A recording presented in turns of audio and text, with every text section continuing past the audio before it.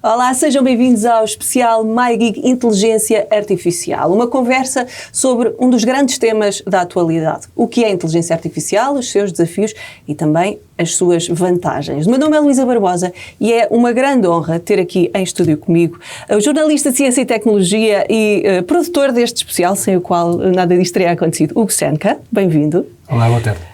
Também o professor António Branco, professor então na Faculdade de Ciências da Universidade de Lisboa e coordenador do primeiro grande modelo linguístico de inteligência artificial generativa em português, o Albertina.pt. Bem-vindo. Olá, Luísa, muito obrigado. E também Paulo Dimas, diretor executivo do Centro para a Inteligência Artificial, responsável e vice-presidente de inovação na Unbabel. Um prazer. Temos também o prazer de nos ter a acompanhar através de videochamada o professor Luís Paulo Reis, da Faculdade de Engenharia da Universidade do Porto e presidente da Associação Portuguesa para a Inteligência Artificial. Bem-vindo. Olá, boa tarde.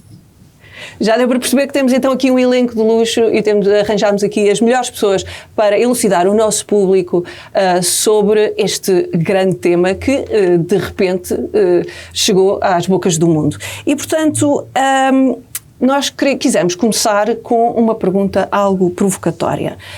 Devemos ter receio da inteligência artificial, meus senhores? Arranco aqui se calhar para o Paulo Dimas. Eu acho que nós temos de ter receios, porque qualquer tecnologia com este potencial transformador, que algumas pessoas comparam ao potencial que a eletricidade teve, ao potencial transformador que a eletricidade teve quando foi introduzida, portanto, temos de ter esse receio, não é? Na altura, quando a eletricidade começou a ser usada, não sabíamos se íamos todos ficar com os choques elétricos e morrer todos eletrocutados.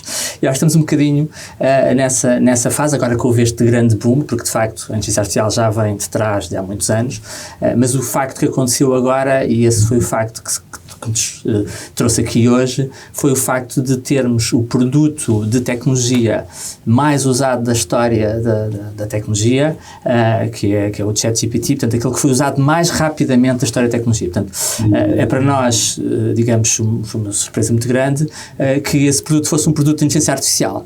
E, portanto, quando nós temos um produto baseado numa tecnologia tão poderosa, tão transformadora, a ser usada por mais de 100 milhões de pessoas em 2 meses e meio, é algo que nos deve fazer pensar. Isto num ambiente onde ainda não existem, como no outro dia dizia a Virginia Dignam, numa conversa que tivemos, que é uma das pessoas que representa Portugal nas Nações Unidas, é o mesmo que estarmos a conduzir um carro sem termos sinais de trânsito e o condutor não ter ainda tirado bem a carta de condução. Portanto, ainda estamos nessa fase, ok, o carro de facto vai-nos ajudar muito, mas ainda estamos numa fase de grande incerteza. Mas eu acho que mais importante do que pensarmos na questão dos riscos é pensarmos também na questão das oportunidades. E eu sou um eterno otimista e eu acho que nós devemos pensar na inteligência artificial e no todo o seu potencial, por exemplo, na questão das alterações climáticas, na área da saúde. Portanto, são tudo áreas onde nós devemos concentrar a nossa energia, porque de facto os verdadeiros riscos de extinção da espécie, como se tem discutido este ano intensamente, não vêm da inteligência artificial, portanto vêm de nós próprios, dos nossos próprios comportamentos e a inteligência artificial pode-nos ajudar a, por exemplo, descobrir a próxima vacina mais rapidamente quando surgir a próxima pandemia e, portanto, essa perspectiva, eu acho que é a perspectiva correta de olhar para a inteligência artificial mais no sentido das oportunidades, do impacto que pode ter na vida das pessoas, claro, não descurando os riscos que tem, mas às vezes exageramos um bocadinho em centrarmos nos riscos, que isto... Mas isso é algo que faz parte da própria natureza humana. Há aqui desafios, há aqui vantagens e vamos falar acerca deles hoje. Professor António, o que é que António para dizer aqui em relação a este boom que houve na inteligência artificial e no próprio reconhecimento desta tecnologia? Eu acho que a grande popularidade desta app, que é o ChatGPT, vem porque coloca em causa algo que está profundamente enraizado na forma como nós humanos nos olhamos a nós próprios. Usando uma expressão que os filósofos costumam usar, que é nós, implícita ou explicitamente, somos os devotos partidários do excepcionalismo humano. Ou seja, nós estamos acima do resto das criaturas da natureza e a app, o ChatGPT, vem absolutamente questionar isso, porque estando nesta situação excepcional na natureza, isso deve-se às nossas capacidades superiores de inteligência. Ora, esta aplicação vem mostrar ter capacidades semelhantes ou superiores às nossas. E, portanto, abala-nos, mesmo que as pessoas não consigam racionalizar dessa maneira, abala-nos tanto quando nos abalou perceber que a Terra não era o centro do universo, ou tanto quanto naquela altura em que percebemos que há a evolução das espécies e nós não éramos o centro das criaturas, e portanto estamos aqui a viver uma reapreciação do nosso lugar no cosmos, e eu acho que é sobretudo por aí, mais do que por qualquer outra razão. É verdade que há um grande número de utilizadores em muito pouco tempo, mas uma sondagem nos Estados Unidos mostra que a esmagadora maioria da população nunca usou o ChatGPT, apesar de toda a gente hoje em dia falar do ChatGPT, mas a esmagadora maioria nunca usou. E os outros poucos que usaram foram lá para se divertir um bocadinho, e aqui entre nós, eu acho que muitos deles, porque pelas conversas que eu tenho feito com amigos e conhecidos, fazem aquela cena da Disney, que é espelho meu, espelho meu, e perguntam quem é António Branco, e depois ficam à espera de saber se o ChatGPT os conhece ou não os conhece e dá uma boa resposta. Mas, recentrando na pergunta, eu acho que é sobretudo isso. Portanto, abala-nos no nosso lugar no universo, abala-nos na nossa convicção enraizada deste excepcionalismo humano e mete-nos fora dos nossos eixos. E isso é que nos está a tirar do sério.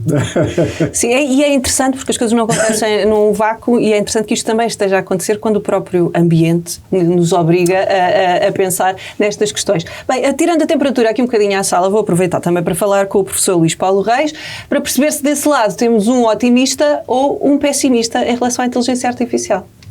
Acho que temos um absoluto otimista. Isto é, estas ferramentas de inteligência artificial, os avanços de inteligência artificial permitem um incomparável número de avanços na humanidade. Desde a melhoria da eficiência, da produtividade, avanços na saúde, por exemplo, é a inteligência artificial pode fazer, dos transportes, da educação e, sobretudo, se for usada de maneira corretamente, vamos ter avanços ricos. No ambiente, o problema com, obviamente, a inteligência artificial é a maneira de nós conseguirmos evitar isso. E em várias áreas, de investigação e desenvolvimento, uma maneira de vida para potenciar avanços na desenvolvimento, etc. Agora, obviamente, a inteligência artificial tem vários perigos. O impacto no emprego é óbvio, mas o impacto no emprego parece-me positivo. A ideia de que sistemas inteligentes e robôs substituam empregos e permitam às pessoas se dedicarem a atividades mais criativas parece-me ótimo. Desde que isto seja feito desta forma, parece-me importante. Temos de ter também muito com preconceito, com discriminação, com privacidade, com a defesa dos dados, com responsabilidade, com transparência, com impacto social, com as questões éticas. Há uma quantidade enorme de questões. Mas, sobretudo, o que nós temos de fazer é garantir que a investigação artificial é feita de forma regulada, de forma correta, no sentido de permitir que tenhamos sistemas de inteligência artificial ser usados por todos e que sejam competitivos e melhores que os sistemas desenvolvidos por outros países. Isto é, Portugal e a Europa têm de ter muito cuidado com o que se está a passar em outros países quando os dados são muito mais acessíveis, como por exemplo a China, e países onde as regulamentações são muito mais fáceis, como os Estados Unidos. Muito obrigada, professor. Sim, há muitas questões a serem levantadas com o desenvolvimento da inteligência artificial e contamos hoje conseguir abordar pelo menos as mais importantes. Para aqueles que não são especialistas e que podem até andar um bocadinho mais distraídos, eu gostava de dar aqui um panorama mais geral, um pano de fundo, no que toca à inteligência artificial, o momento atual no desenvolvimento da inteligência artificial e as grandes categorias. Paulo, se calhar começo por si. Nomeadamente, eu acho que é importante as pessoas compreenderem aqui a diferença entre inteligência artificial limitada e aquele que eu acho que tem sido o grande potenciador de todos os medos e do medo do apocalipse, a ideia de uma inteligência artificial geral. Sim, este segundo é completamente especulativo e estamos ainda muito longe de o alcançar. E dentro daquilo que designou de inteligência artificial limitada, nós também temos diferentes tipos de tecnologias, diferentes tipos de que se chamam paradigmas, para usar aqui um termo mais caro, para resolver problemas, e não são todos o ChatGPT, portanto é importante perceber. Portanto, em relação à segunda, à especulativa, à singularidade, ao momento da superinteligência em que a nossa espécie vai desaparecer, como alguns, antecipam, houve algumas cartas que saíram este ano sobre esse tema, a dizer que a nossa espécie estava em risco porque ia haver uma superinteligência, e assim como o rinoceronte negro africano foi extinto, apesar de ser mais forte do que nós, não é? Mas como nós somos mais inteligentes do que o rinoceronte, então ele desapareceu da... Criar aqui quase uma hierarquia de inteligências. Exatamente, e, portanto, esta inteligência artificial, tal... a AGI, a generalista, atingiria esse ponto de superinteligência. Isso é tudo completamente especulativo. Especulativo está-se a transformar num culto nos Estados Unidos, que é uma coisa um bocadinho às vezes até arrepiante. Vou com frequência aos Estados Unidos, agora estivemos no evento da OpenAI. Mas sendo que a própria OpenAI, quando refere a razão pela qual colocou o ChatGPT online, diz que é em busca dessa singularidade. Completamente. E as pessoas que trabalham na OpenAI muitas delas acreditam nessa singularidade e nesse momento da superinteligência. Como solução para todos os males, dizem. O próprio Sam Altman, quando lhe perguntaram diretamente se ele só contratava pessoas que acreditavam na AGI... Na missão, a resposta dele foi: não, isso não é um critério para entrarem para a OpenAI, mas eu acredito que ao fim de algum tempo eles passam a acreditar. Portanto, não é? Portanto, é um objetivo a alcançar. É algo que todos eles partilham. Aliás, houve uma cisão na OpenAI, que foi a criação da Anthropic, precisamente porque assim eram mais devotos. Que para quem não sabe é uma entidade diferente. Mas que surgiu de colaboradores dentro da OpenAI. Toda a história da OpenAI é muito interessante, porque estas pessoas todas, a maior parte delas vieram todas da Google, não é? Onde muita desta tecnologia foi inventada, já há 4, 5 anos atrás, e portanto foram para a OpenAI com perspectiva, de facto, de endereçar este grande risco para a humanidade. Portanto, temos que criar uma inteligência artificial aberta. Portanto, isto é uma arma que pode ser poderosíssima, à escala das armas nucleares e tudo isso, e portanto nós temos de ter uma tecnologia aberta. Portanto, daí o nome OpenAI. E já foi uma espécie de seita ou de filosofia, não sei, que é um bocadinho pesado demais. E assente numa visão quase idealista do ser humano. Sim, idealista de que é a nossa geração, que é sempre uma coisa super interessante que existe, acho que na história da humanidade, várias vezes. Não sou historiador, apesar de gostar muito de história, mas eu acho que é de um egocentrismo enorme. Nós achamos que fomos nós que criámos, a nossa geração que está aqui sentada a esta mesa, que criou a tecnologia que vai atingir a singularidade. Estas pessoas vivem um bocadinho num mundo centrado nelas próprias, um mundo muito de autopromoção, porque o que é que tem acontecido muito com base neste discurso?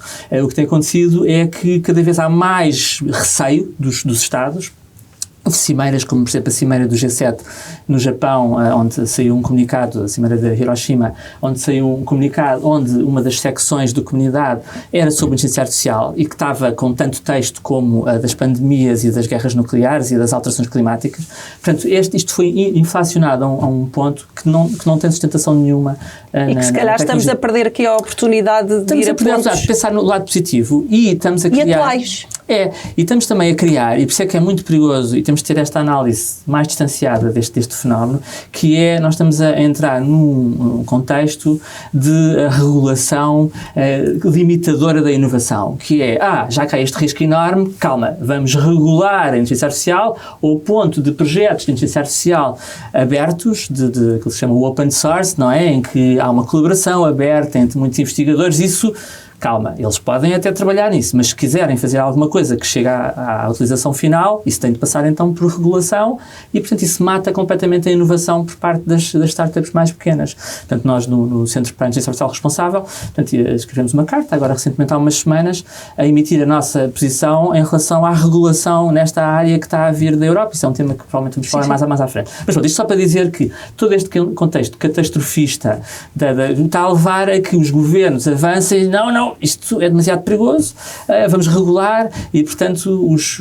americanos criaram aqui um termo que é o regulatory capture, que é, portanto, ficamos cativos da nossa regulação e isto é bom para quem? Para as big tech, para as grandes empresas que têm muitos meios, que conseguem, por exemplo, trabalhar no alinhamento dos modelos a uma escala grande. Por exemplo, nós sabemos que estes modelos, quando surgiram, eram muito discriminadores, portanto, se nós puséssemos qualquer coisa do género, um homem está para CEO, assim como uma mulher está para... Eles respondiam secretária, portanto era ao mesmo nível e quando traduzimos doctor, traduz sempre para médico.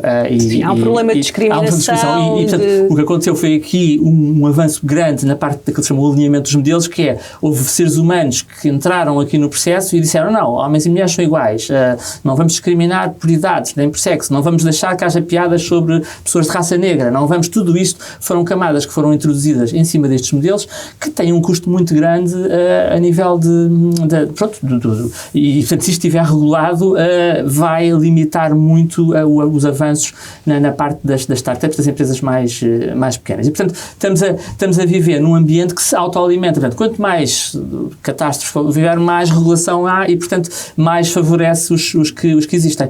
Portanto isto para responder à segunda parte da pergunta, mas também não quero estar a monopolizar muito, mas passo a falar sobre a primeira. Há um risco notório de dependência crescente das Big Tech. Completamente. Como é que se poderia, de algum modo, não é com regulação, parece pelo que está a dizer, que se pode cortar essa dependência? Com a regulação certa, parece. Pois, com a regulação certa e dando espaço aos mais pequenos a participarem também neste jogo, não é? Portanto, não os limitar com a regulação que na prática favorece os que têm mais recursos.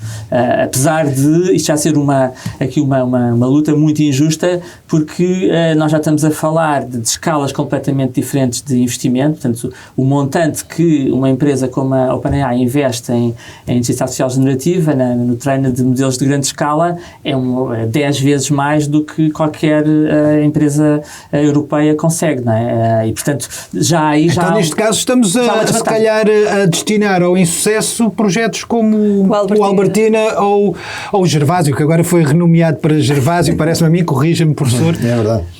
Receia que as Big Techs, de algum modo, sejam uma barreira insuperável para projetos como... Para quem não sabe, o Albertina e o Gervásio se não são os primeiros, são dos primeiros GPTs, ou seja, modelos de linguagem, grandes modelos de linguagem em português e neste caso tem um caminho pela frente, pelo menos, tão grande como a língua portuguesa no mundo, mas que se calhar já vão tarde ou não. Então vamos lá ver, não perca a pergunta. Portanto, o Albertina é o primeiro grande modelo de linguagem para a língua portuguesa aberto, porque, como vocês sabem, já o ChatGPT lida com o português desde novembro do ano passado. Ora, a motivação central para o Albertina é ser aberto e tem precisamente como objetivo confrontar a externalidade negativa que representa a excessiva concentração de poder nas Big Techs. Se vocês me dão um bocadinho, vamos ver o seguinte. Portanto, qualquer tecnologia tem aquilo que se chama o uso duplo. Ou seja, pode ser usada positivamente, usada negativamente. E esta tecnologia não é exceção. Vai acontecer para nós melhorarmos as terapias, para melhorar as condições de saúde das pessoas e vai ser usada para aumentar o potencial bélico e usos negativos para fazer ciberataques e tudo isso. Para além destas duas coisas, temos também aquilo que são as externalidades. Quer o uso seja positivo, quer seja negativo, há uma externalidade. Há várias externalidades. E neste momento, uma das externalidades é a concentração nas Big Techs. Porquê? Porque nós estamos a perceber que, muito em breve, a utilização da linguagem humana, do português, do inglês, do swahili, do chinês, do que for, vai ser intermediada sempre tecnologicamente. Quando nós telefonamos, quando eu telefonar para a minha mãe a perguntar como é que ela está, esta chamada vai ser resumida, vai ser transcrita e vai ficar uma nota. Porque da próxima vez que eu chamar, no visor vai aparecer: atenção, prometeste que ias regar os vasos na quinta-feira, que é para eu me lembrar se fiz ou não fiz, tudo isso. Uma reunião como esta que nós estamos a ter aqui vai ser gravada, vai ser transcrita e vai ser resumida. É o fim da privacidade. E esse é um aspecto. E, portanto, como é que isso vai acontecer? Isso vai acontecer, como é que isso pode acontecer neste momento? Enviando os dados para os servidores da OpenAI, da Google e mais 2 ou 3 e voltando os resultados de volta. Ok? E isso vai ser de tal maneira intensivo que nós não vamos conseguir usar a linguagem natural nem quando estamos a fazer um pequeno texto, porque vamos ter sugestões também feitas por esses servidores e, portanto, no momento... Sugestões elas baseadas já em determinados dados que muitas vezes não são acessíveis a todos e, portanto, não são escrutinados. Isso é outra questão ainda, que é a transparência. Já lá iremos. E, portanto, o que nós precisamos é de mitigar esta concentração. E, na nossa opinião,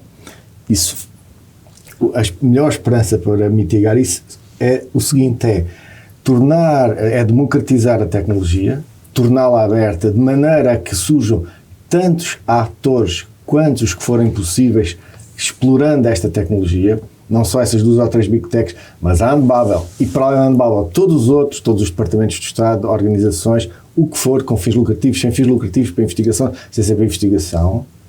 E o outro vetor é o vetor da domesticação, no sentido de trazer para dentro de casa estes serviços. Como estávamos à conversa antes do programa começar a ser gravado, este lançamento do ChatGPT, vão-me permitir o abuso da linguagem, é um grande número de circo, porque na verdade o ChatGPT não corresponde a nenhum caso de utilização. Não corresponde. Se nós virmos quem precisa de utilizar isto, o banco, a gente precisa de facto de ter um assistente conversacional, mas com funcionalidades limitadas. A gente nunca vai pedir que ele nos faça um resumo de um texto, ou que nos faça a tradução de um texto, ou todas as outras coisas que o ChatGPT também pode. Então, se é esse o caso, nós, na verdade, para dar uso eficiente em casos de uso reais, nós não precisamos de toda a potência, digamos assim, de um chatbot. Exatamente. Então, podemos ter modelos mais pequenos, ao ponto de podermos trazê-los... suas tarefas. Exatamente, que é as que nos interessam, para trazê-los dentro dos servidores e dos computadores das nossas organizações. E dessa maneira os dados estão sempre E há uma connosco. limitação, então, aqui. Parece-me que há aqui razões para entusiasmo, mas também aqui para algum cuidado. Vamos agora passar a um depoimento que tivemos o prazer de gravar antecipadamente. É um depoimento do professor Luís Muniz Pereira, um professor da Universidade Nova de Lisboa e fundador da Associação Portuguesa para a Inteligência Artificial.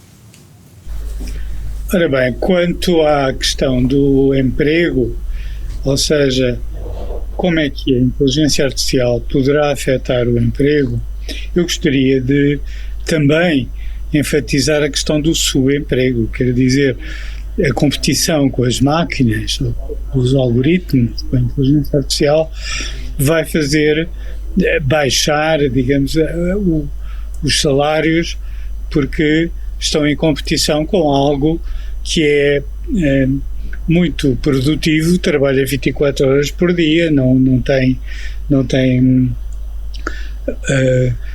capacidade de fazer reclamações e, portanto, os humanos, face às máquinas, ficam com desvantagem.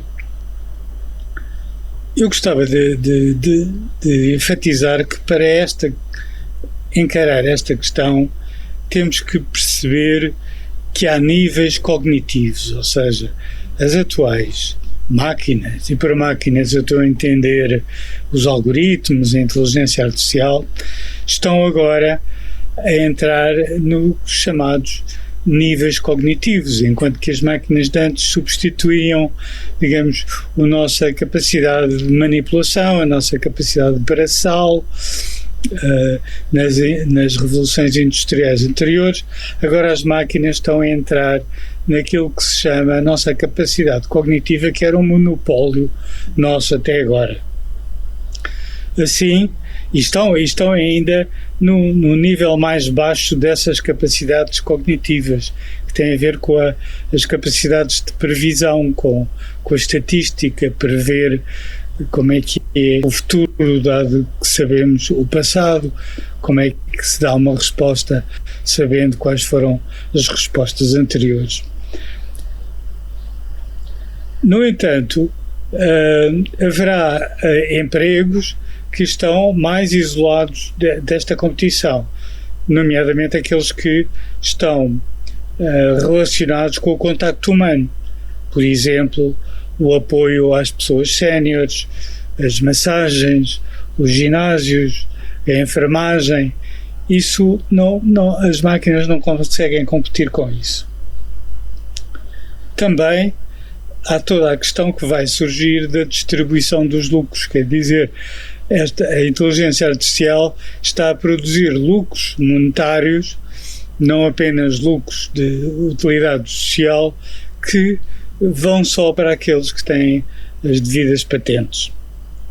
Portanto, não havendo esta distribuição de lucros, afinal é resultado de uma tecnologia que foi toda a humanidade que desenvolveu, haverá a dada altura a necessidade de fazer um novo contrato social. As pessoas não vão gostar, acham, e muito bem, que afinal de contas as máquinas deviam ser nossas escravas e como sendo tal, nós devíamos trabalhar menos para o mesmo salário.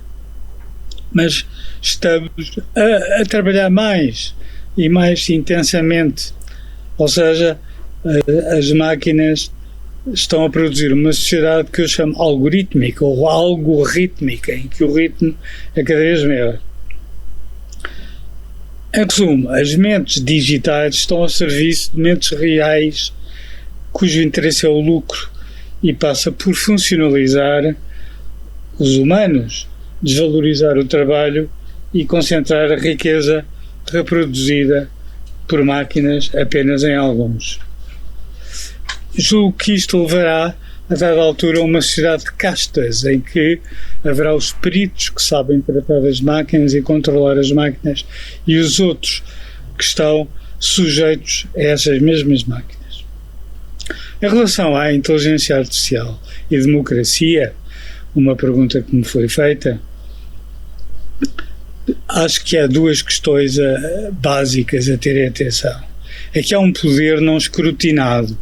Quer dizer, quem tem o poder de utilizar estas novas tecnologias da inteligência artificial não está sujeito à escrutinação, não está sujeito a standards, tal como, sei lá, a engenharia civil tem standards e normas que é preciso obedecer. A informática em geral pode pôr cá fora programas sem a autorização de ninguém e que podem ter efeitos colaterais que prejudiciais, potencialmente prejudiciais a todo o mundo. Também a dependência que nos cria dessas máquinas, desses algoritmos como o ChatGPT,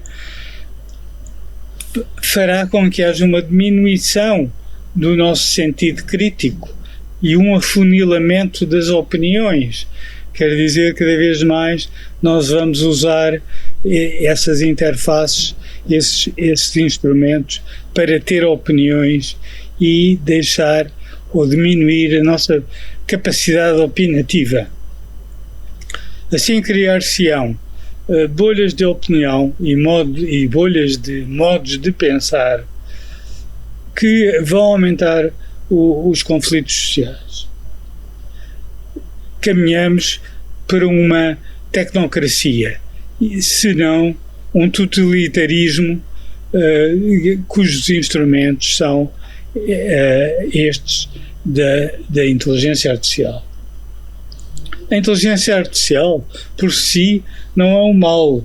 É suscetível de enormes benfeitorias para a humanidade.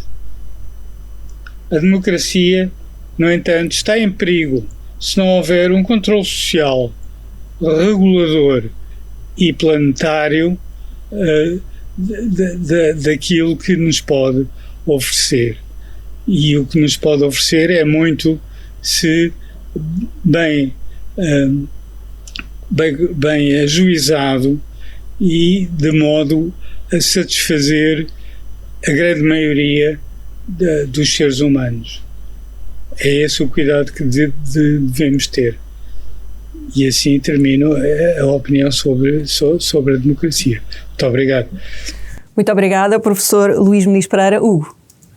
Eu acho que é o momento de perguntar ao professor Luís Paulo Reis, que está no Porto, se revê nestes alertas lançados pelo eticista Luís Muniz Pereira, que aplica precisamente a ética à área de informática e que tem vindo a estudar precisamente a ética na área das tecnologias, se revê quando cria um campeão mundial como o UFC Portugal, a equipa o ajuda a criar, neste caso um campeão mundial a nível da Robocop. Eu sei que também está a desenvolver na Faculdade de Engenharia da Universidade do Porto e noutros laboratórios associados, está a ajudar a desenvolver um GPT precisamente para aplicar não só à linguagem, mas também aos próprios movimentos.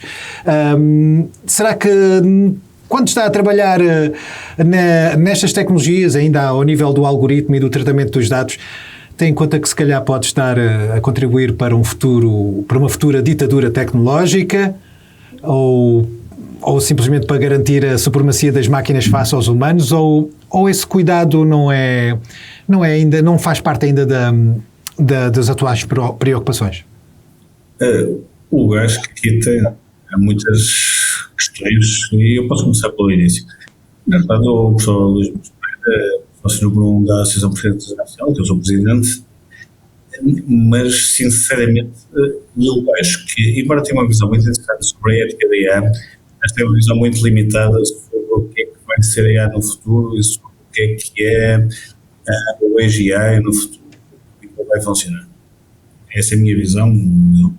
Sinceramente, podemos discutir isto com mais detalhe, mas a minha visão sobre a é exatamente esta. Concordo inteiramente com ele que vamos ter uma supressão de empregos na inteligência artificial e empregos com enfermeiros ou empregos mais vão ser substituídos, etc. Isso é evidente, não é óbvio, não? Discordo um pouco da visão da democracia, porque na realidade precisamos dos sistemas de IA exatamente para garantir que as sociais e todos os sistemas funcionam bem, porque sem IA, certamente aí é que teremos o problema para a democracia. Concordo com a ideia de que temos de estándares e normas, mas com um avanço tão rápido como temos da ciência, precisamos muito mais de certificação do que de normas. Isto é, os futuros sistemas de IA têm de ser certificados, ou seja, um robô, e pensando nisto, a robótica vai ser o futuro, e aqui não estamos a falar nisso, mas espero que possamos falar um bocadinho daqui. Os sistemas de robótica e os robôs com cuidado dos nossos idosos, das nossas crianças, que vão conduzir os nossos carros, e isso é IA do futuro. Estamos aqui a falar de ciência de dados, GPT, e isso é vida. A seguir é que vamos ter os sistemas de IA séria que vão conduzir o nosso futuro. E esses sistemas, efetivamente, precisam de, essencialmente, regulamentação, e precisam de uma regulamentação, certamente, de certificação. E temos de pensar sobre tudo isso. No que diz respeito à autocracia, voluntarismo, etc., não especialmente. Obviamente, os sistemas de inteligência artificial são treinados com dados e esses dados, obviamente, são maioritários de uma determinada raça, de uma determinada religião, etc. Agora, obviamente que temos de pensar que esses sistemas refletem a humanidade em geral, não é? E, em geral, são dados de muitas diferentes, de muitas crenças diferentes, de muitas raças diferentes, etc. Mas, professor Lício, peço desculpa interromper, mas a verdade é que tem-se visto inúmeras vezes a inteligência artificial ter resultados que acabam por demonstrar uma falta de diversidade nos dados processados, o que acaba por haver um viés nos resultados em determinado pedido. Próprios humanos, ou seja, reflete a nossa própria opinião, ou seja, se nós achamos que alguém de ser de raça negra é mais culpado de não ser de raça branca, a inteligência artificial vai fazer o mesmo. A culpa não é a inteligência artificial. Sem dúvida, até porque podemos dizer até que não é a inteligência artificial que tem que ser regulada, são os humanos e as empresas de humanos que têm de ser reguladas, sem dúvida. Agora, e na realidade, estatisticamente, isso depois vai estar correto. Ou seja, nós precisamos de pensar que estatisticamente pode estar correto. Nós podemos pensar que é um viés por causa da raça, por causa da religião, mas estatisticamente está correto no fim. E é preciso ter cuidado com isso. Que é, estes sistemas estão a fazer o mesmo que nós humanos fazemos.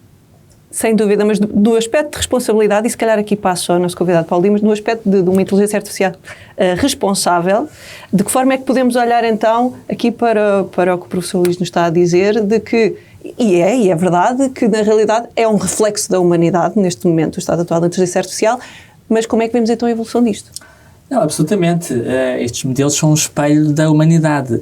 Por isso é que só se tornaram aceitáveis a nível de uso em massa a partir do momento em que deixaram de ter, por exemplo, conteúdo tóxico, conteúdo que discriminava entre homens e mulheres, entre raças. Portanto, porque enquanto haviam todos aqueles exemplos, para mim era fantástico, porque quando nos mostrava, criava toda a gente na sala e portanto, justificava a necessidade de se investigar. E às vezes, como espelho, funciona até para a própria humanidade. Não, isso é verdade, perfeitamente. O que está a acontecer agora é uma espécie de espelho invertido, é que nós estamos a criar camadas de alinhamento, de regulação feita por humanos, e não são humanos que nós controlemos. Nós, na Europa, não controlamos os humanos da OpenAI, que são subcontratados pela OpenAI, para dizer que homens e mulheres são iguais, não é? À partida, todos aceitamos isso, não é? Mas há muito mais coisas, se calhar até deveria por cultura. Isto é toda uma discussão muito, enfim, profícua, e que nos leva, por exemplo, para a questão das Nações Unidas. Qual é o papel das Nações Unidas neste contexto? Qual é o papel da Carta dos Direitos Humanos das Nações Unidas? Por exemplo, a Anthropic, a rival da OpenAI, criou um conceito que é o conceito da inteligência artificial constitucional, que é uma inteligência artificial que se baseia não por alinhamento humano, não pelo alinhamento, pelas tais dicas destes seres humanos que vão lá dizer que homens e mulheres são iguais e que todas as pessoas são iguais e que tudo isso, mas sim que se baseia numa Constituição. Ok. E agora, a questão que todos temos é quem é que escreve esta Constituição, não é? Esperemos que não seja a inteligência artificial. Exatamente. Não é? E eles partem da Carta dos Direitos Humanos, partem de alguns outros documentos também interessantes e até surpreendentes, como por exemplo a Carta da Apple, como a Apple trata os seus clientes, que é com determinados princípios. Portanto, isso tudo é depois, eles foram buscar algumas referências que eles consideram como referências universais. E é aspiracional, não é? Aí já não é tanto um lado do reflexo da humanidade, há um lado aspiracional ao ideal da humanidade. Pronto, precisamente porque aquilo que o Luís estava a referir era aquilo que estava à superfície dos primeiros modelos de grande escala de linguagem, o primeiro GPT-3, tudo isso, aquilo estava à superfície. Todos aqueles exemplos eram maravilhosos de extrair de lá, todos os exemplos de discriminação. A partir do momento em que o primeiro modelo foi o InstructGPT, que foi até alinhado por um número de humanos bastante reduzido, foram só 40 humanos nessa primeira versão, muitos deles até cientistas da OpenAI, e esse foi o primeiro modelo que tinha a tal camada de salvaguardas que permitia ser utilizado por pessoas, enfim, comuns e, portanto, que não tinha este conteúdo tóxico que existia no anterior. E, por exemplo, uma das coisas que esse modelo tinha, isso reconhecido pelo Sam Altman, portanto, pelo CEO que esteve agora mas voltou. E que voltou, ele dizia, este modelo era claramente anti-Trump. Ok. Era anti-Trump. Pronto. Era assumidamente. Assumidamente anti-Trump. Era contra as políticas do Trump. Portanto, o alinhamento das pessoas que trabalhavam no OpenAI, os cientistas e as pessoas que eles recrutaram para fazer este alinhamento humano, eram pessoas que não gostavam do Trump. Pronto, há ali se calhar uma tendência mais democrata na OpenAI e, portanto, a questão aqui é que esses são os modelos que estão a vir para a Europa e que estão a ser usados pelas nossas crianças na escola para fazer os trabalhos de casa quando estão a fazer investigação histórica e tudo isso, não é? Pronto, e agora, como é que nós controlamos tudo isso? Isto é, esta questão destas camadas, portanto, é tal o espelho invertido, não é? Portanto, há o espelho que é o modelo, de facto, no fundo faz refletir tudo aquilo que nós somos, e nós somos racistas, discriminamos, isso é a nossa sociedade faz parte do ser humano, faz parte do ser humano, portanto, isso tudo vem digamos, há uma do série universo de dados. De crenças que estão em desconstrução. Precisamente, há toda uma evolução da humanidade que não está ainda refletida no volume de dados que é usado para treinar estes modelos. Mas não era suposto e era um pouco o que também estava a querer colocar para debater, para debate, não era suposto as máquinas terem uma constituição específica para elas, porque se calhar há coisas que é suposto os humanos poderem fazer e que as máquinas não deverão poder fazer. Não é suposto no algoritmo, e não sei se é possível tecnicamente, definir que, quando estás ao pé de um humano, tu tens de fazer tudo em prol desse humano. Algo do género, ou pelo menos não podes fazer mal a esse humano, ou não podes fazer mal àquele humano e não deves obedecer ao outro que não é o teu dono. Não sei. Sim, as leis da robótica do Asimov, não é? Por exemplo. O robô nunca há de fazer mal ao humano. Por exemplo, sim, claro, esta Constituição é precisamente isso. Eu voto a favor, só dizer, acho boa ideia. Esta Constituição é precisamente isso, é um conjunto como é que isto é dado? É um conjunto de exemplos que são dados ao modelo para ele depois se reger por esses princípios.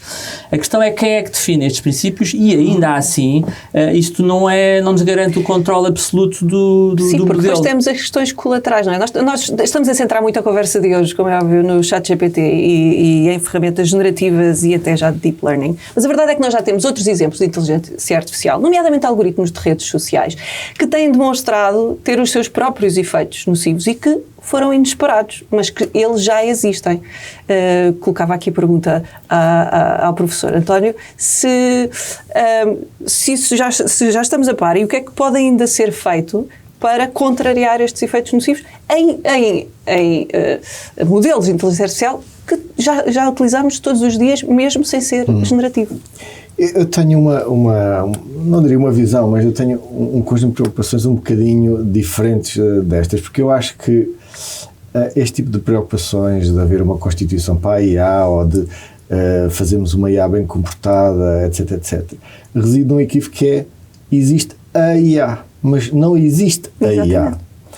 Nós somos induzidos... Paradoxo. Não, nós somos induzidos pelo momento em que estamos a viver, que existe um grande show-off do ChatGPT, não sei o quê. Mas eu acredito, e no meu grupo e eu estamos a trabalhar para isso, e há outros que também estão a trabalhar para isso, para que existam tantos sistemas quantos for possível, havendo atores para os promover.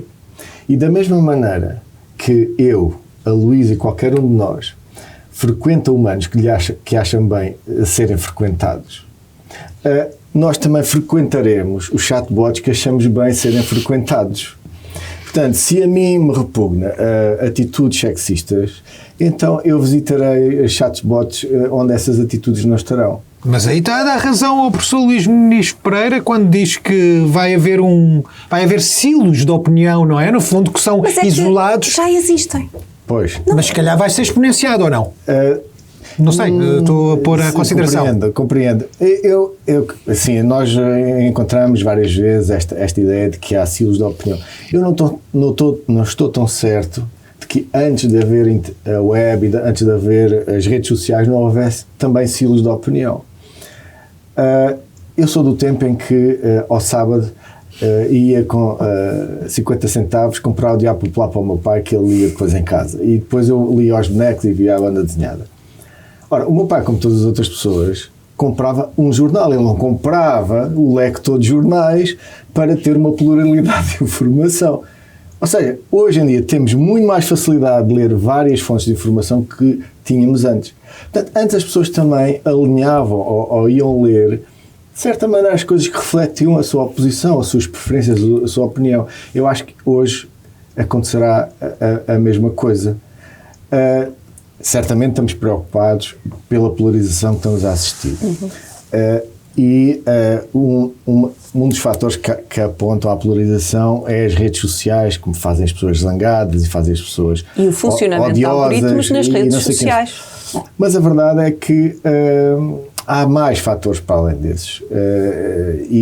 Outro dia, que há poucos dias, lendo um artigo de análise política, nestes países todos onde há esta viragem brusca para uma polarização muito forte, etc., há sempre algum fator, mas depois, quando nós vemos, há uma coisa que é comum a todos, é que todos estão a fazer a mesma polarização e todos, afinal, tinham razões diferentes para o fazer. Portanto, há algo mais histórico, há social cultural, há uma vaga. Provavelmente as redes sociais ajudarão, mas não são o único fator. E, portanto, eu não exacerbava essa história da bolha, da opinião, da bolha social. E o meu contributo é exatamente haver tantas inteligências artificiais quanto as organizações, empresas, uma espécie ofertas, de democracia representativa. E nós frequentaremos aquelas que melhor acharemos. Penso que é a visão mais equilibrada que podemos... Poderá ser, mas há sempre a questão da própria autonomia, não é? Se nós queremos criar uma inteligência artificial, é porque queremos garantir que ela tenha alguma autonomia, não é? E por aí... Estás a querer referir-te à questão da singularidade? Eventualmente não tem que chegar à singularidade, seria uma inteligência que nos supera porque basicamente consegue contemplar todas as nossas facetas enquanto seres humanos cognitivas e tudo mais.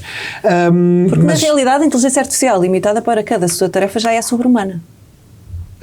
Em cada uma das suas áreas, nem que seja pela velocidade de processamento de dados, já é sobre-humana. Sim, nesse aí já nos supera. Quando a folha de cálculo foi introduzida, portanto, agora foi feita essa comparação, os contabilistas ganharam uma capacidade produtiva imensa com a Mas aí tínhamos um lado ótimo que era uma colaboração. Não, houve muitos que foram despedidos, houve muitos que desapareceram, porque as pessoas passaram a fazer contabilidade na folha de cálculo.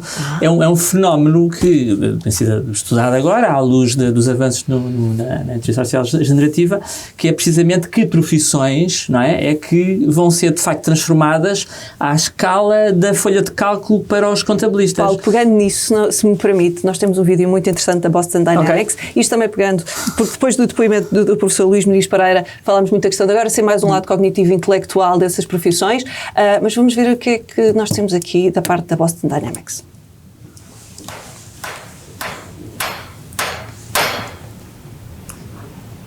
Forgot my tools again.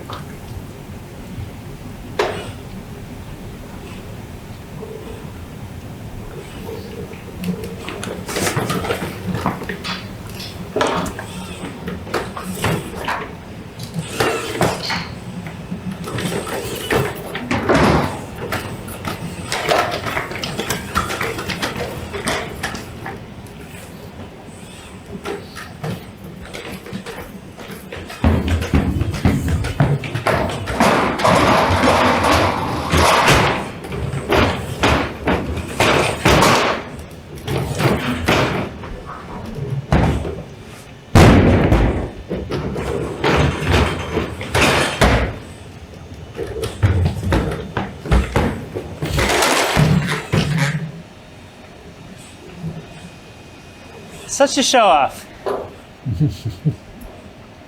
E ainda aqui com uma noção também de espetáculo. Isto faz repensar as questões de emprego, não apenas do lado intelectual, não apenas a folha de Excel, não é? Sim. Mas a sociedade como um todo. Faz. A questão é que estes vídeos são sempre super bem coreografados. É verdade. Mas depois vamos a ver onde é que estão os robôs.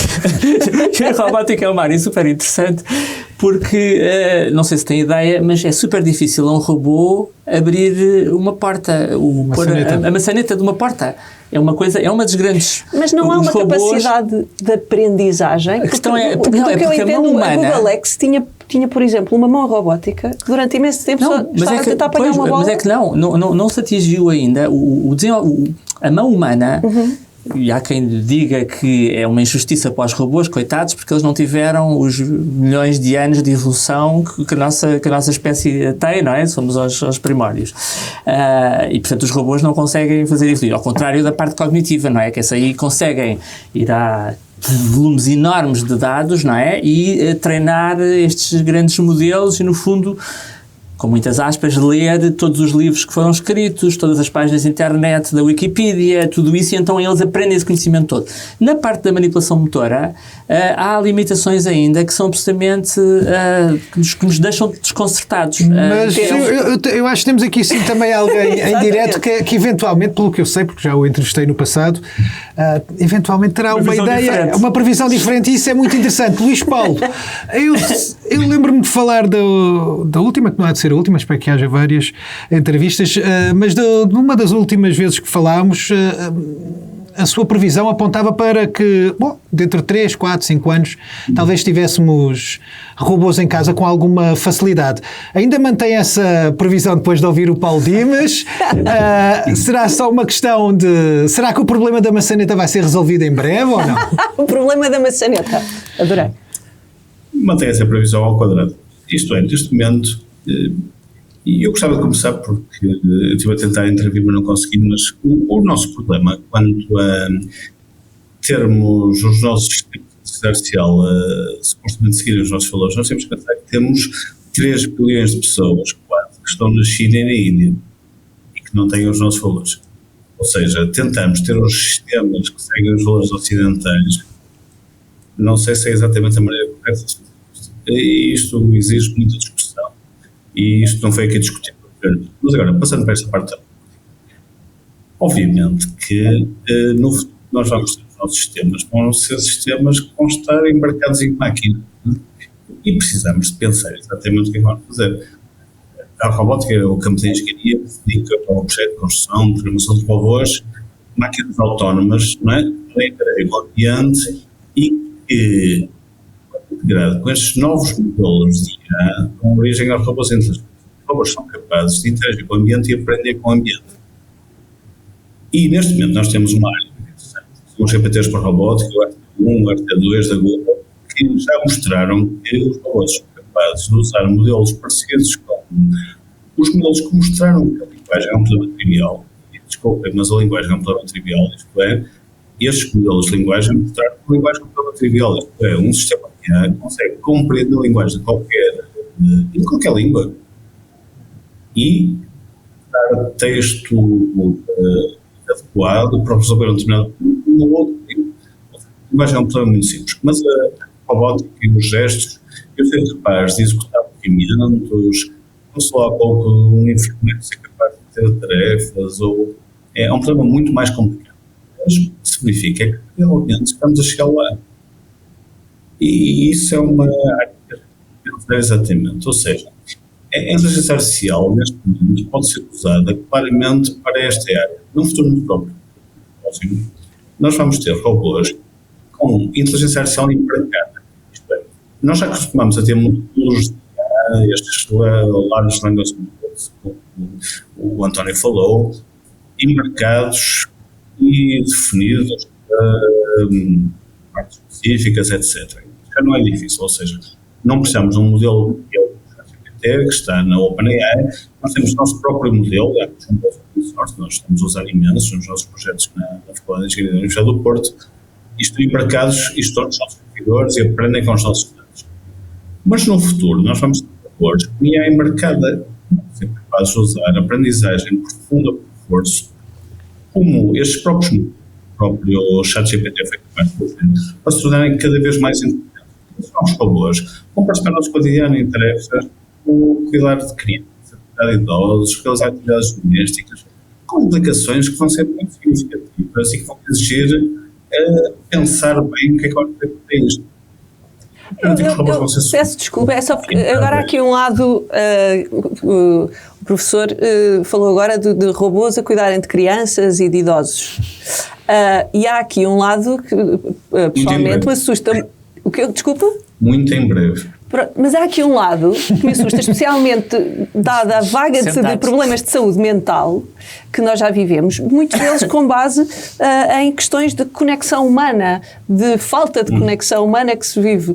E não será aqui mais um perigo? Isso não será exacerbar um problema que já existe? Pior do que isso, Sim. há estudos que provaram que o ChatGPT é mais empático com os humanos que a grande maioria dos médicos, o que é muito interessante. Ou seja, consegue realmente conversar com os humanos e ajudá-los em problemas de saúde melhor do que um médico, o que é muito engraçado. Há uma conversa, isso faz-me lembrar o filme Her, não sei se viram, é que efetivamente o humano apaixona-se pela inteligência artificial, mas depois há um lado de retorno que não recebe. Um dos estávamos a falar dos use cases e que de facto ainda não há use cases para a inteligência artificial. E pronto, é uma questão interessante e complemento com a questão do modelo de negócio. Qual é o modelo de negócio desses use cases? Portanto, que é aquilo que está a limitar muito o desenvolvimento de novas startups e de novos produtos nessa área. Mas existe um use case que está provado que funciona, e está muito ligado a esta questão emocional, que é o use case das namoradas virtuais. Assim que na verdade, Porque namorados assim, também já agora? Ou namorados? Não, namorados. Assim que Os homens são mais desesperados, se calhar. Precisamente, houve uma startup que criou um serviço de namoradas virtuais baseado completamente no ChatGPT, uma coisa super fácil de fazer, com a voz de uma influencer na altura, em que as pessoas pagavam $1 por minuto para estar a falar com ela. E eu, por curiosidade, não me inscrevi no serviço, mas pronto, mas estive a ver uns vídeos de interação. Está-se a tornar perigoso. Está-se a tornar perigoso, não quero dizer nada que não deva, pronto. Mas as conversas que são tidas são a nível do Her, mas ainda mais à frente do Her. Como é que foi o teu dia? Não, e depois, sim, exatamente, como foi o teu dia, uma paciência infinita e falar um bocadinho do Luís, a questão que está a falar, que é um exemplo que eu acho que é excelente, isso não é de agora, já existe antes, na área da robótica social, que é, por exemplo, a utilização de robótica para crianças autistas, porque as crianças autistas exigem um nível de paciência que muitas vezes os terapeutas têm dificuldade a alcançar. Controle emocional, precisamente, controle emocional, e portanto existem estudos na área da robótica social de aplicação da inteligência artificial com crianças autistas. Esse tipo de aplicação é extremamente valioso e onde de facto aí há uma vantagem da inteligência artificial nesse cenário. Eu agora perdia-me o resto do programa e o resto da tarde deste tema que acho apaixonante, mas penso que o nosso público tem uma particular curiosidade em ter alguma resposta em relação ao problema da empregabilidade. O que é que já está a ser feito? Ou que modelos é que já existem? Ou que possíveis soluções é que já existem para este futuro, que pelos vistos está próximo de uma situação em que as máquinas e a inteligência artificial estão a substituir os humanos no mercado de trabalho? Pois, em grande escala, digamos assim, porque já desde o Excel já sabemos e Luís, até eu percebo que está a lançar uma boia para uma mensagem positiva, mas eu lamento, mas eu não tenho a mensagem positiva. Nós queremos realidade, professor. Porque aqui há dias estava a falar com um amigo meu que é arquiteto e falávamos destas coisas, né? E ele de repente começa, pois é, quando eu comecei na minha profissão, havia nos ateliês de arquitetura uma classe de profissionais muito bem pagos, que tinham umas capacidades muito difíceis de adquirir e que roçava a arte, que eram os desenhadores. Portanto, os arquitetos concebiam, desenhavam, tinham as ideias, e depois alguém durante horas a fio, com muita paciência, com réguas e T's e esquadros e rottrings, desenhava, borrava um bocadinho com a tinta da China, lá tinha... Ele disse, de repente, essa profissão, de um momento para o outro, desapareceu. Veio o CAD. Com o CAD. Ok. E se a gente quiser, a gente vai mais para trás. Outras profissões que hoje em dia nos parecem completamente... O vendedor do gelo que andava na rua. Como, por exemplo, os tipógrafos. Os tipógrafos, a certa altura, era uma classe com um poder imenso. Uma greve de tipógrafos parava a comunicação social, parava tudo. E de um momento para o outro, apareceu o processador de texto e os tipógrafos perderam o emprego. Ora bem, isto é assim com todas as tecnologias, tem sido sempre assim e não há como dourar a pílula. obviamente, estes empregos são perdidos, há muitos outros que são criados. E uma análise a longo prazo, longitudinal, mostra que o número de empregos criados tem continuado sempre a subir, apesar de mais e mais tecnologia. Sim. Agora, o que a gente... E, portanto, algumas destas pessoas conseguirão converter-se. Algumas outras não conseguirão. Talvez a maioria não se consiga converter. E isso é um problema que tem de ser lidado socialmente. Portanto, nós temos a capacidade de construir artefactos, não só tecnológicos, mas artefactos sociais, como regulações, leis, instituições, associações de apoio e tudo mais, seguranças sociais e tudo isso são artefactos sociais. E, portanto, nós temos de ser inventivos e imaginativos e estar pronto para responder a emergências sociais que decorram disto, porque nós vamos recolher benefícios que não vamos querer só meter no bolso para o nosso... E a inteligência artificial cria benefícios. A ideia é que há progresso, há criação de riqueza e isso foi referido, eu penso que por alto, no vídeo do professor Luís Muniz Pereira. Há uma riqueza a ser criada, de que forma é que esta riqueza depois beneficia, então, vou-lhe chamar Estado Social, ou essas soluções sociais para a humanidade, nomeadamente a nível de taxação e tudo mais. Hugo, penso que... Ia propor um pequeno desafio aos três, se calhar, não sei se são pais ou não, se vão ser gerados novos empregos, que cursos é que vocês estão a... E é para os três responderem sucintamente que cursos é que vocês estão a propor aos vossos filhos tirarem, porque sabem que potencialmente vão ter maior probabilidade de ter emprego com esta IA, seja ela generativa, deep learning ou o que seja. Bom, eu tenho aí uma questão que é, não sei se, já não sou completamente muito novo, e portanto já tenho uma filha bastante crescida e que está em inteligência artificial e em aprendizagem automática. Desculpa, é desfeita a resposta. Mas há uma questão interessante que era os empregos que se falava há uns anos atrás que só seriam possíveis de realizar por humanos, não é?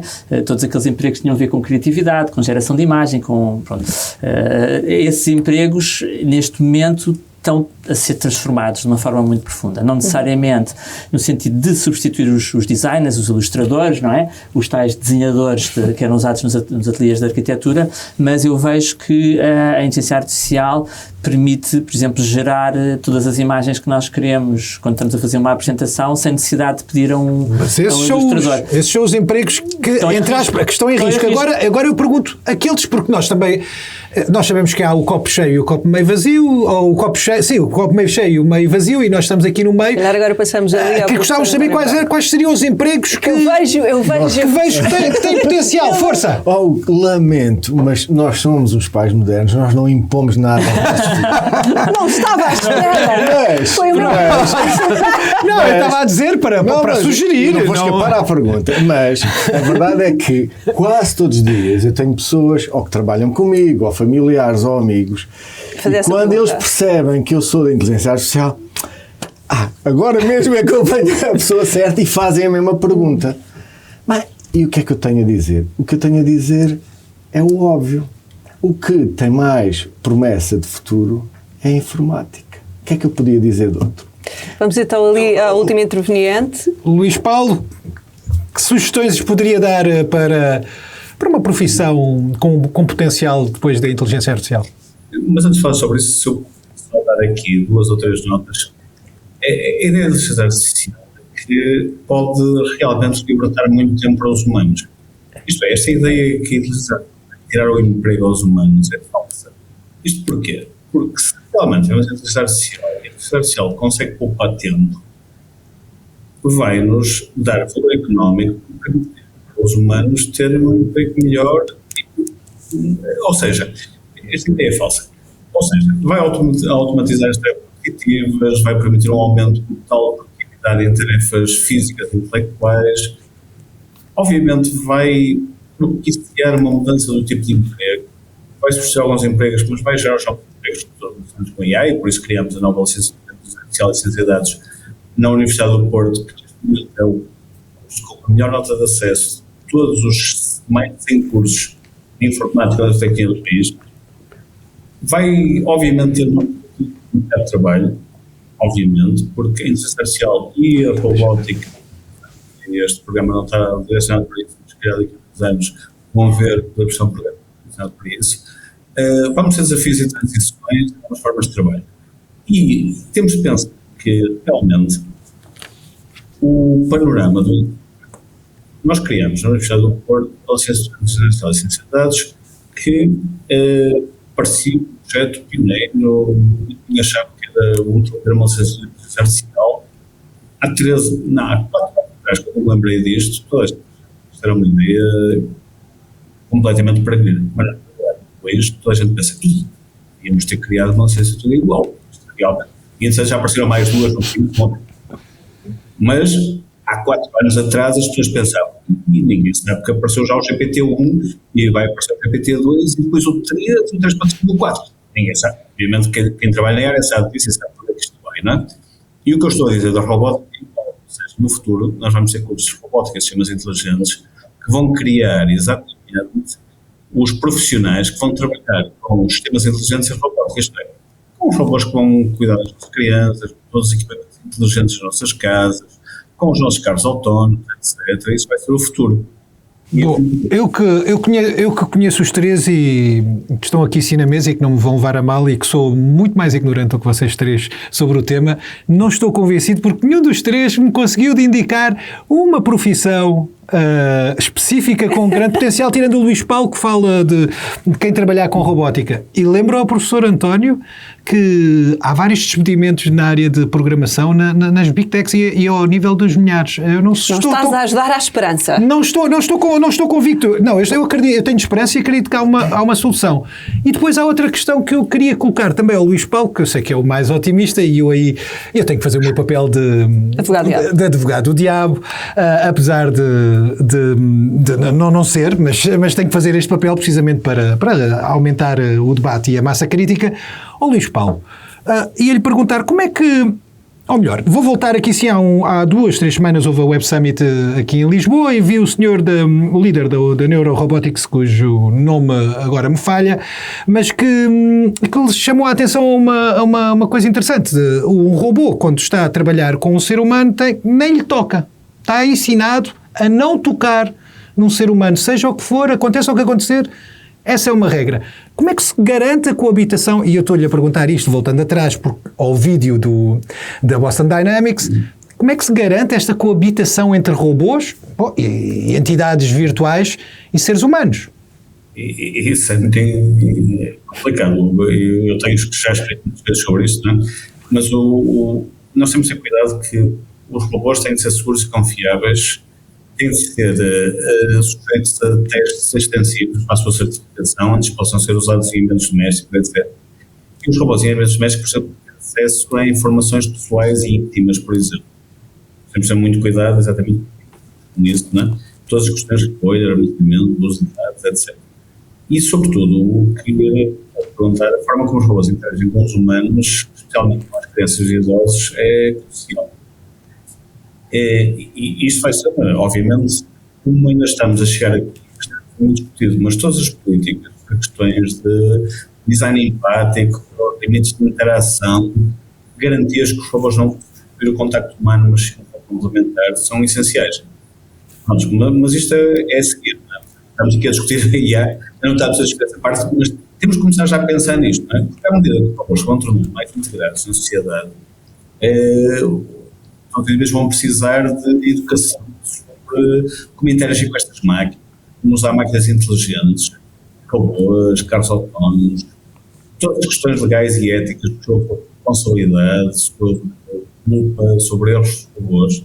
E, portanto, temos de realmente pensar, só para acabar, que no futuro os robôs têm de ser, sobretudo, acessíveis a todos, não a uma gama da elite da sociedade, e isso é uma das coisas que é preciso. O Hugo não me perguntou a mim, em relação à minha filha, mas eu, se tivesse que recomendar alguma coisa, e olhando para o estado atual da inteligência artificial, eu pensaria em algo que alimentasse um pensamento crítico. E isso tem a ver com alguns dos desafios que a inteligência artificial já nos apresenta, nomeadamente a nível de discriminação, de linguagem, de viés, de confirmação, de falsidade de informação, muitas vezes, a que estes algoritmos levam, ou afunilamento de opiniões. Já falámos um pouco por alto acerca de todas estas temáticas, e então eu queria entrar aqui na parte da conversa em que falamos do que é que precisamos, porque mais do que um antes e depois da inteligência artificial, nós estamos num período de transição. Penso que podemos concordar, porque ela está cá, está para ficar e vai continuar a desenvolver-se cada vez mais depressa. E, portanto, estamos num período de transição. Para o que é que nós devemos olhar, que é necessário alcançar ou lutar por, no sentido de uma inteligência artificial segura e responsável. Começo aqui, se calhar, à minha esquerda com o Paulo Dimas. Sim, só ainda voltando um bocadinho atrás à pergunta e ao desafio na cabeça. Vou ter a vingança agora. Não, todas as profissões que têm a ver com motricidade, com coisas físicas, enfim, manipular objetos, pronto, sei lá, um canalizador, por exemplo, é uma profissão que dificilmente vai ser substituída por algum tipo de robótica. Sim, estamos a pensar nos canos de hoje em dia. Tudo o que tem... Não é? Bom, exato. Também não é fácil de os mudar. Tudo não tem a ver com, isto é útil. Com a parte de transportar pessoas e depois e aí levar-nos para outra discussão, que é toda a parte emocional. Será que nós alguma vez vamos aceitar que nos digam que nós temos uma doença terminal e que seja uma inteligência artificial a dizer isso? Ou será que vai sempre haver um médico no processo aqui de comunicação? Aqui um lado de colaboração do humano com a inteligência artificial, porque a própria Unbabel tem editores humanos. Precisamente. Portanto, esta o parte próprio polícia, se calhar nós não queremos que um robô seja polícia, não é? Mas nos Estados Unidos já tens. Ok, então se calhar enganei. Eu acho que, nesse aspecto, sou um anti-tecnológico, que curioso e a inteligência artificial... Não, acho que a inteligência artificial nunca vai conseguir ter empatia humana, porque eu acho que a empatia humana tem a ver com sentimentos têm a ver com vida, e a partir do momento em que nós não temos vida no robô, no isso tudo, não vai nunca haver uma relação de confiança, de empatia emocional. Portanto, todas as profissões, sei lá, psicólogos, psiquiatras, médicos, todas essas profissões, enfermeiros, tudo isso, eu acho que são profissões que vão continuar a existir durante muito tempo, que não vão ser substituídas por máquinas, porque tem a ver com a nossa natureza. Nós somos seres sociais, a nossa espécie evoluiu porque somos sociais, e a sociabilidade constrói-se a partir dos sentimentos, das emoções. Paulo, mas é correto dizer que as novas profissões que viram aí, e era isso que eu no fundo se calhar coloquei mal a questão, e também não obviamente faço questão de dizer que quem sabe da matéria não sou eu, mas eu não me senti convencido porque não senti quais eram as novas profissões, e eu sei que elas vêm. Eu não sei mesmo por ignorância própria. A profissão de prompt engineer, portanto, que é o engenheiro que escreve aquelas prompts, que são aquelas mensagens que se enviam para um modelo de grande escala, para dar o contexto, não é? Para dizer, tu agora és um educador infantil e eu preciso da tua ajuda porque tenho 2 filhos pequeninos e eles vão discutir um com o outro e não sei o quê. E, portanto, pôr a inteligência artificial no contexto do educador infantil, e ele sabe, o modelo sabe ser um educador infantil. Sabe, porque ele, entre aspas, com muitas aspas, leu todos os livros sobre como educar uma criança, leu todos os livros do Piaget, leu todos os livros sobre autoajuda. Ele sabe. E, portanto, se nós o colocarmos no contexto certo, ele vai nos ajudar imenso. Eu, no outro dia, eu tenho também 2 filhos mais pequeninos, gêmeos, e eles tiveram uma discussão absolutamente tremenda à entrada de casa, foi assim uma coisa aterrorizadora, eu fiquei mesmo, não sabia o que é que havia de fazer, começaram a empurrar-se, lutar, gritos, não sei o quê, tenho 12 anos, tem uma idade que começa a ser mais difícil. E eu serenei, fui ao ChatGPT e disse assim, que conselhos é que me darias a mim, o pai de 2 filhos gêmeos, 12 anos, que começaram a agredir, a insultar-se e a bater-se à porta de casa, não sei o quê.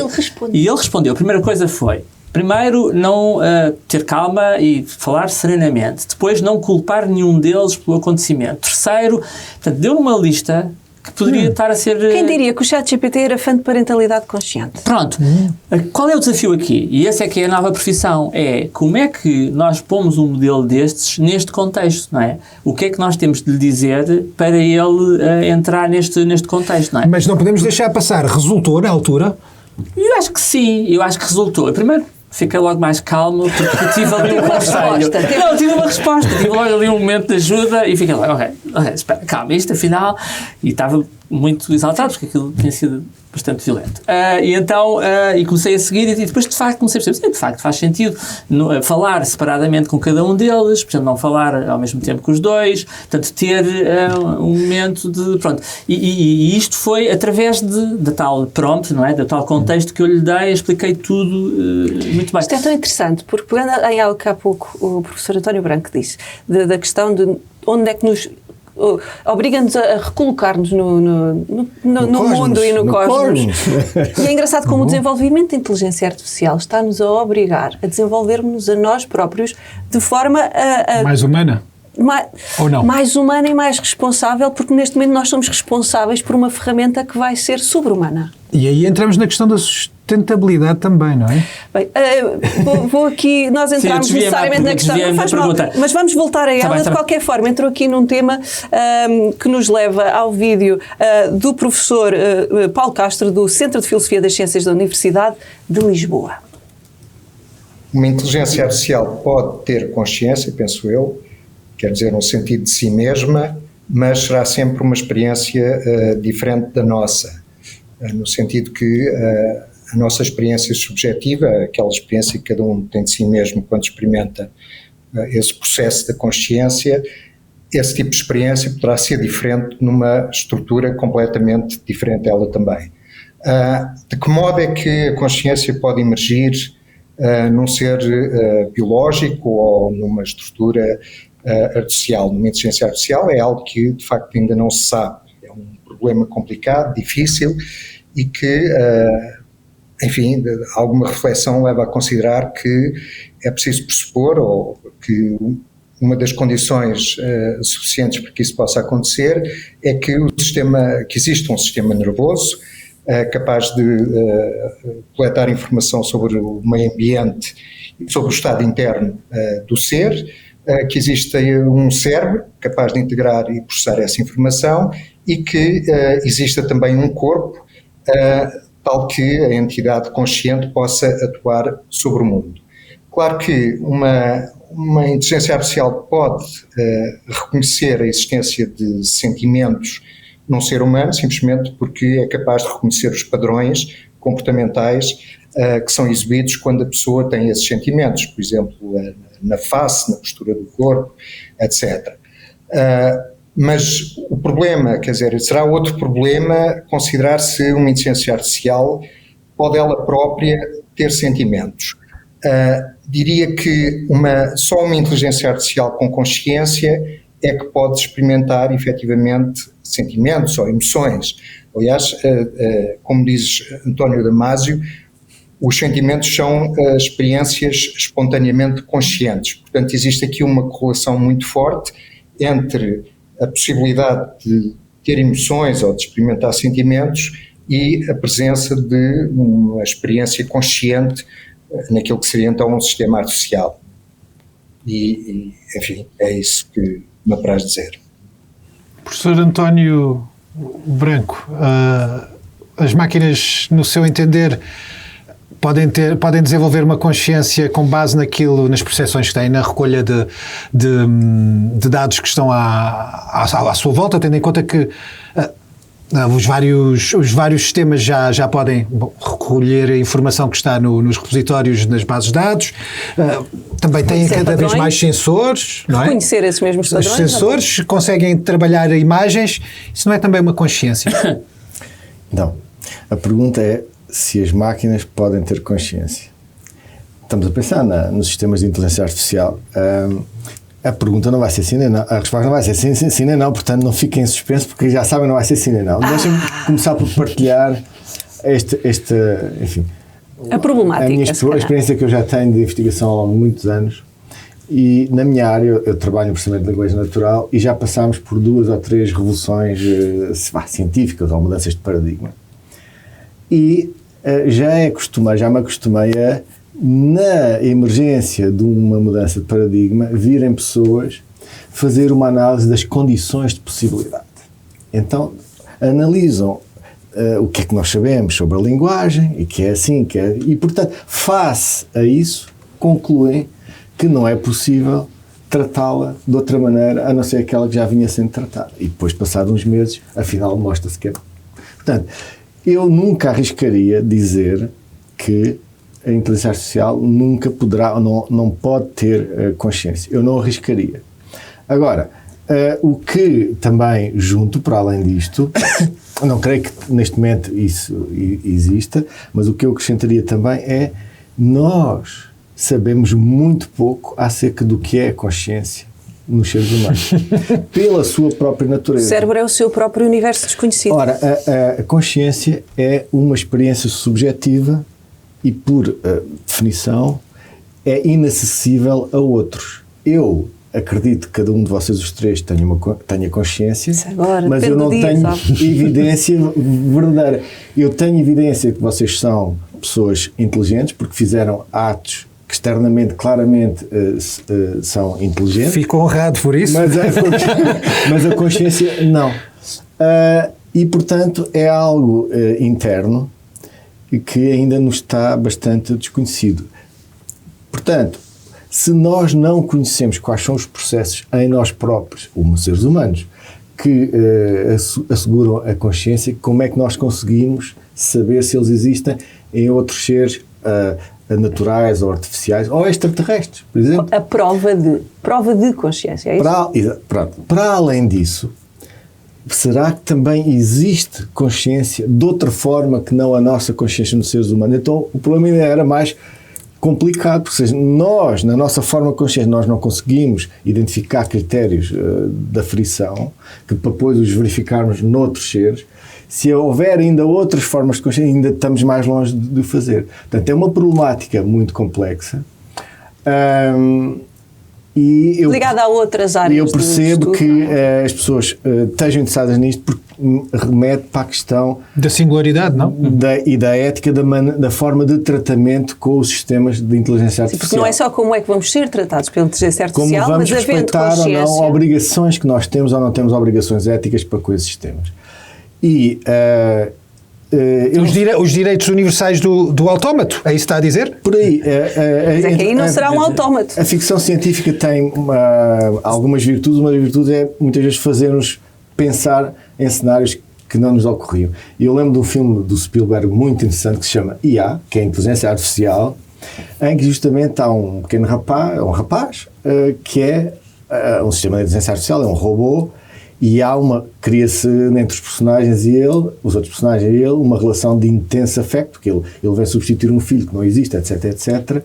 E nós, assistindo àquele filme, nós percebemos que se isso acontecer, se entrasse na minha casa, na casa de cada um de nós, uma entidade como aquela que aparece no filme, eu tenho muita dificuldade em não associar e agarrar emotivamente e respeitá-lo como se respeitasse um ser humano. Mas aí levanta uma questão que também, voltando aqui assim, que isso é só um estado, uma fase futurista previsível que eu acho que a humanidade poderá alcançar, mas antes disso, e retomando a questão da subjetividade, quando pessoas como vocês que estão a desenvolver a inteligência artificial responsável ou irresponsável, isso veremos, mas responsável, quero eu acreditar, e os três acredito que é com responsabilidade, mas estão a trabalhar com abordagens de inteligência artificial que, por exemplo, a aprendizagem por reforço, até parece que eu percebo o que é, já ouvi, sei o conceito, mas não estamos a gerar precisamente a capacidade para a inteligência artificial ter objetivos, e ser de algum modo gerar uma consciência e ao ter objetivos gerar a sua própria subjetividade e sentir-se bem ou mal quando alcança os objetivos que se propõe. Uma inteligência artificial com propósito. Exatamente. Essa é a grande questão. Portanto, a consciência tem a ver com o propósito, tem a ver com haver uma agência, não é? No sentido da e uma autoconsciência. E depois a parte da self-awareness, não é? Da autoconsciência, precisamente. E em relação a isso é super interessante. Até houve um caso muito famoso de uma pessoa que foi despedida da Google perguntar a um modelo de linguagem se se tinha sentience, portanto, se era consciente. Se é o mesmo caso, até contratou um advogado para o defender, salvo erro. O Lemoine, portanto, que estava a fazer testes ao modelo da Google e perguntou-lhe se ele era sentiente, portanto, e ele respondeu, não sou, mas poderei ser, e depois ele disse, então tudo bem, e depois assim começou a dizer, bom, eu na verdade sou, mas não digas a ninguém que eu sou. E a conversa foi-se desenrolando. E há outros modelos que já dizem eu quero ser livre. Precisamente, e houve um modelo que saiu no New York Times, não é? Aquele caso muito famoso do Bing, não é? Em que o modelo aconselhou a pessoa que estava a falar com ele, o jornalista do New York Times, o Kevin Roose, a divorciar-se da sua esposa porque ficava muito melhor com ele e porque tinha uma vida infeliz sim. E, portanto, tudo isso. E, portanto, dizer que estes modelos não têm consciência, quando eles dizem que têm consciência, faz-nos ficar numa situação um bocadinho tão final. Ele diz que é consciência, tem emoções, tem tudo, até quer, enfim... Ou é um reconhecimento, lá está, de padrões de seres que têm consciência. Quando nós tentamos definir uma checklist de consciência, o que é que define uma inteligência artificial consciente? Essa é uma delas, é ela dizer, não, eu tenho consciência. Chama-se isso self-reporting consciousness, que é a máquina, a inteligência artificial, reporta sobre si própria que tem consciência. Esse é um primeiro. O segundo, que também tem, eles dizem, isso eles fazem, isso eles têm. Um segundo é ela absorver a realidade, portanto, ter, no fundo, sentidos. Atenção que sentidos e sentimentos é completamente diferente. E vamos à questão que o Paulo estava a falar, pronto, e esse é o tema, é o grande tema. Mas sentidos eles têm, eles conseguem ouvir, conseguem ver, conseguem, enfim... E se estiverem dotados de detectar o fracasso ou o sucesso, passam a ter sentimentos, diria eu. Pronto. Ou pelo menos a coisa mais básica. Os sentidos não é o mesmo que não é o mesmo que a consciência. E pronto, depois tem a parte de serem um ser único. É um outro das características de consciência, que é, eu não posso ter dentro de mim imensos palos, porque... Assim, a consciência tem a ver com Fernando o self... Pessoa não concordaria. Pronto, exatamente, a não ser o Fernando Pessoa, que seria muito heterónimo, não sei o quê, mas pronto, esse seria E estes modelos podem assumir N personalidades. Eu posso dizer que ele agora é médico, agora é juiz, agora é não sei o quê, mas também é possível dizer ao modelo, não, tu agora és só esta pessoa, com o tal prompting, não é? Dizer, agora tu não te podes comportar como mais que uma pessoa e tu és isto. Isso é possível. E, portanto, ele ser um único ser também é possível. Isto é, começamos aí numa checklist consciente, mas espera aí, mas se calhar eles estão a avançar eles dizem que são conscientes, têm sentidos, conseguem ser uma única coisa, vamos avançar. Onde é que isto depois não para? Onde é que está o grande bloqueio? É na parte dos sentimentos, é na parte da vida, é na empatia, parte, como há pouco é na parte da empatia das emoções, e isso, como o Paulo Castro referia, para já, e se calhar é uma impossibilidade, de terem consciência como nós, porque nunca hão de ser seres vivos. Depois depende muito com quem estamos a falar. Paulo, muito obrigada. É que nós estamos a chegar ao fim do nosso tempo e eu não vos posso deixar ir embora sem dar aqui, não sei se notas de esperança, mas pelo menos uma tarefa quase, coisas a fazer ou coisas a terem atenção aqui para o nosso público no futuro. Há coisas a serem feitas. A União Europeia teve no Parlamento Europeu recentemente uma proposta regulatória a ser aprovada que define inteligência artificial ou hierarquiza por risco mais alto, risco mais baixo, e que poderia levar então a regulamentação mais complexa e mais fechada, dependendo desse grau de risco. Temos também a própria OpenAI a dizer que se responsabiliza por questões de copyright que possam surgir, algo que foi muito bem dito, mas que na realidade já era uma obrigatoriedade, digamos assim. Temos pessoas a organizarem-se de forma a defender então esses seus direitos autorais em relação às suas obras, tudo questões que estão ligadas a desafios que têm sido apresentados pelos sistemas atuais de inteligência artificial. O que é que eu gostava aqui de obter da parte dos nossos convidados? Conselhos, e o que é que vocês acham que é uma forma responsável do indivíduo e da sociedade proceder daqui para a frente para auxiliar nesta transição para a inteligência artificial? Bom, eu acho que o primeiro passo é sempre utilizar, não é? É nós utilizarmos a inteligência artificial e no fundo... um lado de educação, de educação. Eu costumo dizer, e lá está, é um dos tais use cases da inteligência artificial, que todos nós transportamos no nosso bolso o tutor mais avançado da história da humanidade. Só em relação a isso, só dizer que recentemente foi muito interessante, no estado da Califórnia foi aprovada uma lei que vai obrigar alunos do Jardim de Infância até o 12º ano a estudarem literacia de mídia, isto já para fazer face aos desafios de desinformação que já existem. Pronto, há os riscos de desinformação e do que lá está não ser precisamente correto, mas o nível de profundidade que é possível obter, eu posso dizer que muitas das coisas que eu aprendi sobre os modelos que estão por trás destes grandes modelos de linguagem foi interrogando o próprio modelo, no fundo perguntando o que é que está por trás, qual é esta tecnologia, para explicar como se fosse uma criança de 10 anos e tudo isso. E, portanto, é uma ferramenta de educação a uma escala nunca vista. E, portanto, eu acho que, no fundo, é uma Wikipedia com quem nós podemos conversar. Claro que tem erros e que pode ter incorreções e isso tudo. E temos de ter sempre essas salvaguardas. E também há um lado interessante que é nós próprios estamos a alimentar nesse momento esse modelo, se calhar de uma forma positiva.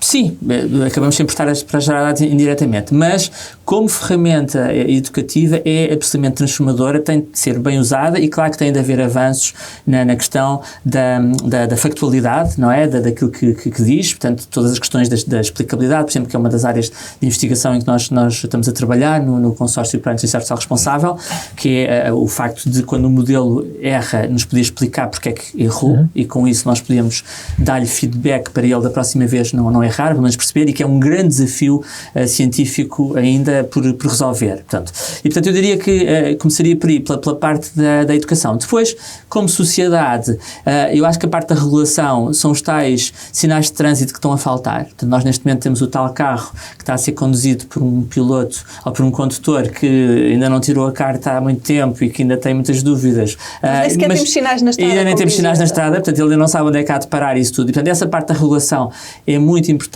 Existem riscos grandes que não falámos em relação a riscos, por exemplo, à democracia e que tocam na questão das redes sociais que falámos, que têm de ser regulados, porque esta inteligência artificial, uma das coisas em que é excelente é na capacidade de criar intimidade com as pessoas.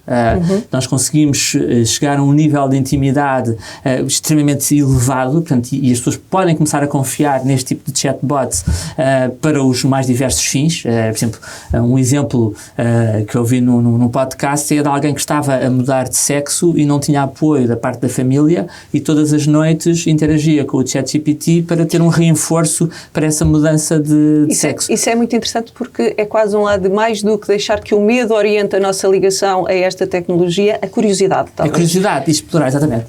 Passo aqui a palavra agora ao professor António Branco. Faço-lhe a mesma pergunta, sim, que é de que forma é que devemos pautar o nosso comportamento nesta transição e que não sei que pressão é que devemos fazer, atenção a que pormenores? Para não repetir o que o Paulo já disse, e eu percebo que a pergunta vai no sentido da cidadania, como no dia-a-dia, o que é que nós podemos fazer, eu acrescentaria uma coisa que parece muito simples, mas eu acho que é muito importante, é verificarmos se a entidade com que estamos a interagir é um ser humano ou não é um ser humano, ou é um chatbot.